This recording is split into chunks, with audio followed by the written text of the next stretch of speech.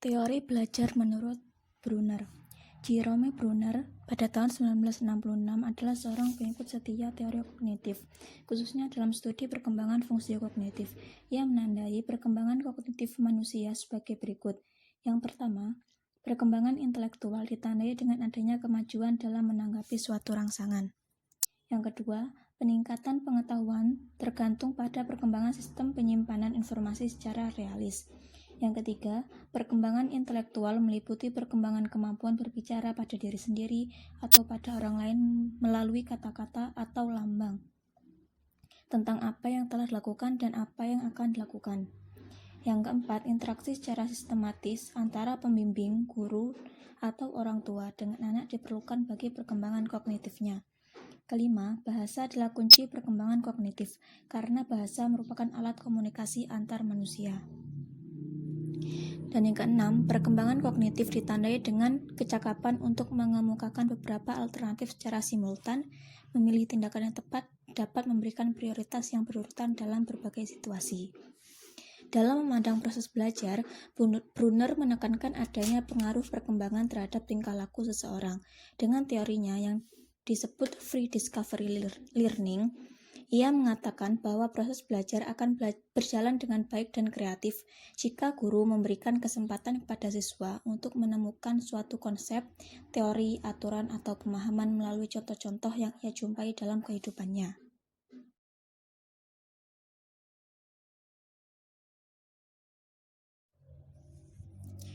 Menurut Brunner, perkembangan kognitif seseorang terjadi melalui 3 tahap yang ditentukan oleh caranya melihat lingkungan, yaitu yang pertama, tahap enaktif, seseorang yang melakukan aktivitas-aktivitas dalam upayanya untuk memahami lingkungan sekitarnya. Artinya, dalam memahami dunia sekitarnya, anak menggunakan pengetahuan motorik, misalnya melalui gigitan, sentuhan, pegangan, dan sebagainya. Yang kedua, tahap ikonik. Tahap ikonik, seseorang memahami objek-objek atau dunianya melalui gambar-gambar dan visualisasi verbal. Maksudnya, dalam memahami dunia sekitarnya, anak belajar melalui bentuk perumpamaan atau tampil dan perbandingan atau komparasi. Yang ketiga, tahap simbolik. Tahap simbolik, seseorang telah mampu memiliki ide-ide atau gagasan-gagasan abstrak yang sangat dipengaruhi oleh kemampuannya dalam berbahasa dan logika. Dalam memahami dunia sekitarnya, anak belajar melalui simbol-simbol bahasa, logika, matematika, dan sebagainya. Komunikasi dilakukan dengan menggunakan banyak sistem simbol. Semakin matang seseorang dalam proses berpikirnya, semakin dominan sistem simbolnya. Meskipun begitu, tidak berarti ia tidak lagi menggunakan sistem enaktif dan ikonik. Penggunaan media dalam kegiatan pembelajaran merupakan salah satu bukti masih diperlukannya sistem enaktif dan ikonik dalam proses belajar. Menurut Brunner, perkembangan kognitif seseorang dapat ditingkatkan dengan cara menyusun materi pembelajaran dan menyajikannya sesuai dengan tahap perkembangan orang tersebut.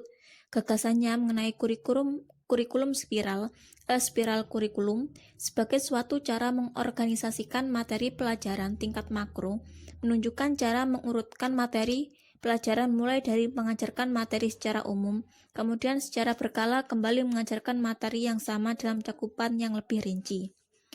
Demikian juga model pemahaman konsep dari Brunner. Dalam The Gang, 1989, menjelaskan bahwa pembentukan konsep dan pemahaman konsep merupakan dua kegiatan mengkategori yang berbeda yang menuntut proses berpikir yang berbeda pula. Seluruh kegiatan mengkategori meliputi mengidentifikasi dan menempatkan contoh-contoh atau objek-objek ke dalam kelas dengan menggunakan dasar kriteria tertentu. Dalam pemahaman konsep, konsep-konsep sudah ada sebelumnya, sedangkan dalam pembentukan konsep adalah sebaliknya, yaitu tindakan untuk membentuk kategori-kategori baru. Jadi, merupakan tindakan penemuan konsep.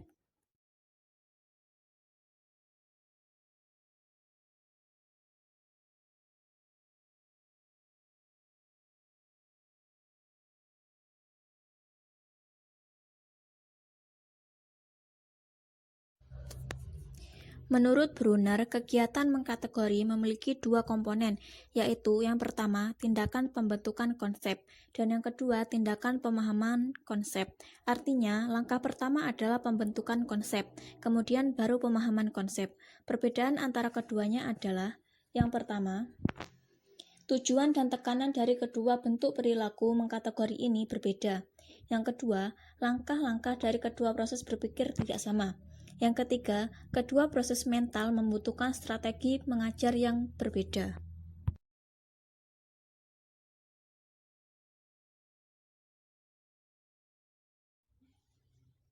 Brunner memandang bahwa suatu konsep memiliki 5 unsur, dan seseorang dikatakan memahami suatu konsep apabila ia mengetahui semua unsur dari konsep itu, meliputi yang pertama, nama, yang kedua, contoh-contoh baik yang positif maupun yang negatif, yang ketiga, karakteristik baik yang pokok maupun tidak, keempat, rentangan karakteristik, dan kelima, kaidah.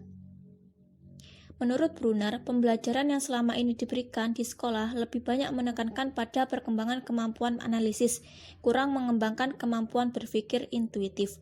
Padahal, berpikir intuitif sangat penting bagi mereka yang menggeluti bidang matematika, biologi, fisika, dan sebagainya, sebab setiap disiplin mempunyai konsep-konsep, prinsip, dan prosedur yang harus dipahami sebelum seseorang dapat belajar. Cara yang baik untuk belajar adalah memahami konsep, arti, dan hubungan melalui proses intuitif untuk akhirnya sampai kepada suatu kesimpulan atau discovery learning.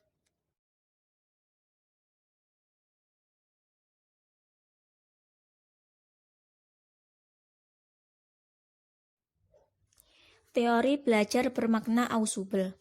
Belajar seharusnya merupakan asimilasi yang bermakna bagi siswa.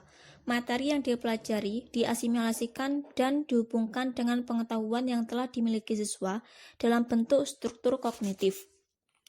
Struktur kognitif merupakan struktur organisasional yang ada dalam ingatan seseorang yang mengintegrasikan unsur-unsur pengetahuan yang terpisah-pisah ke dalam suatu unit konseptual. Teori kognitif banyak memusatkan perhatiannya pada konsepsi bahwa perolehan dan retensi pengetahuan baru merupakan fungsi dari struktur kognitif yang telah dimiliki siswa. Yang paling awal mengemukakan konsepsi ini adalah Ausubel. Gagasannya mengenai cara mengurutkan materi pelajaran dari umum ke khusus, dari keseluruhan ke rinci, yang sering disebut sebagai subsumptive sequence, yang menjadikan belajar lebih bermakna bagi siswa. Advanced Organizer yang juga dikembangkan oleh Ausubel merupakan penerapan konsepsi tentang struktur kognitif di dalam merancang pembelajaran. Penggunaan Advanced Organizer sebagai kerangka isi akan dapat meningkatkan kemampuan siswa dalam mempelajari informasi baru, karena merupakan kerangka dalam bentuk abstraksi atau ringkasan konsep-konsep dasar tentang apa yang dipelajari dan menghubungkannya dengan materi yang telah ada dalam struktur kognitif siswa. Jika ditata dengan baik, Advanced Organizer akan memudahkan siswa mempelajari materi pelajaran yang baru, serta hubungannya dengan materi yang telah dipelajarinya.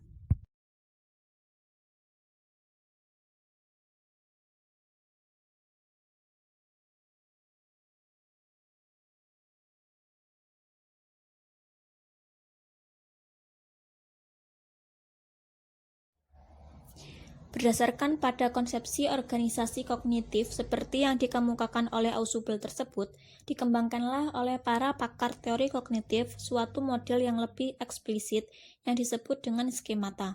Sebagai struktur organisasional, skemata berfungsi untuk mengintegrasikan unsur-unsur pengetahuan yang terpisah-pisah atau sebagai tempat untuk mengkaitkan pengetahuan baru, atau dapat dikatakan bahwa skemata memiliki fungsi ganda, yaitu pertama, sebagai skema yang menggambarkan atau mempresentasikan organisasi pengetahuan. Seseorang yang ahli dalam suatu bidang tertentu akan dapat digambarkan dalam skemata yang dimilikinya. Yang kedua, sebagai kerangka atau tempat untuk mengkaitkan atau mencantolkan pengetahuan baru.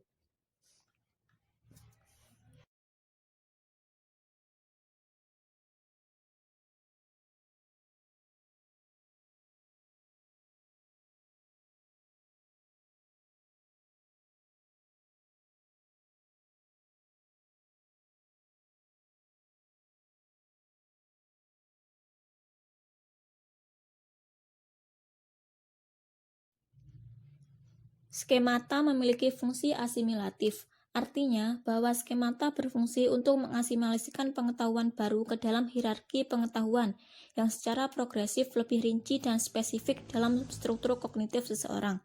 Inilah proses belajar yang paling dasar, yaitu mengasimilasikan pengetahuan baru ke dalam skemata yang tersusun secara hierarkis.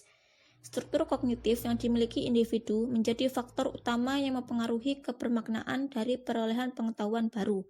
Dengan kata lain, skemata yang telah dimiliki oleh seseorang menjadi penentu utama terhadap pengetahuan apa yang akan dipelajari oleh orang tersebut. Oleh sebab itu, maka diperlukan adanya upaya untuk mengorganisasi isi atau materi pelajaran serta penataan kondisi pembelajaran agar dapat memudahkan proses asimilasi pengetahuan baru ke dalam struktur kognitif orang yang belajar.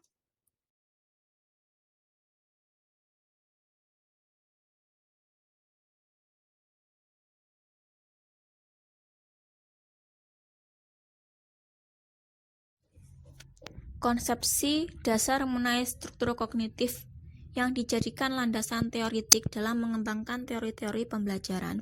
Beberapa pemikiran ke arah penataan isi bidang studi atau materi pelajaran sebagai strategi pengorganisasian isi pembelajaran yang berpijak pada teori kognitif dikemukakan secara singkat sebagai berikut. Menurut De Gang 1989. Yang pertama, hierarki belajar. Keterkaitan di antara bagian-bagian bidang studi yang dituangkan dalam bentuk prasyarat belajar berarti bahwa pengetahuan tertentu harus dikuasai lebih dahulu sebelum pengetahuan yang lain dapat dipelajari. Yang kedua, analisis tugas. Tipe hubungan prosedural ini memberikan urutan dalam menampilkan tugas-tugas belajar. Hubungan prosedural menunjukkan bahwa seseorang dapat saja mempelajari langkah akhir dari suatu prosedural pertama kali. Tetapi dalam unjuk kerja, ia tidak dapat memulai dari langkah yang terakhir. Ketiga, subsumptive sequence. Ausubel mengemukakan gagasannya mengenai cara membuat urutan isi pengajaran yang dapat menjadikan pengajaran lebih bermakna bagi yang belajar. Ia menggunakan urutan umum kerinci atau subsumptive sequence sebagai strategi utama untuk mengorganisasi pengajaran. Yang keempat, kurikulum spiral. Gagasan tentang kurikulum spiral yang dikemukakan oleh Brunner dilakukan dengan cara mengurutkan pengajaran. Urutan pengajaran dimulai dengan mengajarkan isi pengajaran secara umum, kemudian secara berkala kembali mengajarkan isi yang sama dengan cakupan yang lebih rinci. Yang kelima, teori skema. Teori skema juga menggunakan urutan umum kerinci. Teori ini memandang bahwa proses belajar sebagai perolehan pengetahuan baru dalam diri seseorang dengan cara mengaitkannya dengan struktur kognitif yang sudah ada. Yang keenam, web teaching. Web teaching yang dikemukakan oleh Norman merupakan suatu prosedur menata urutan isi bidang studi yang dikembangkan dengan menampilkan pentingnya peranan struktur pengetahuan yang telah dimiliki oleh seseorang dan struktur isi bidang studi yang akan dipelajari. Pengetahuan baru yang akan dipelajari secara bertahap harus diintegrasikan dengan struktur pengetahuan yang telah dimilikinya. Yang ketujuh, teori elaborasi. Teori elaborasi mengintegrasikan sejumlah pengetahuan tentang strategi penataan isi pelajaran yang sudah ada untuk menciptakan model yang komprehensif tentang cara mengorganisasi pengajaran pada tingkat makro.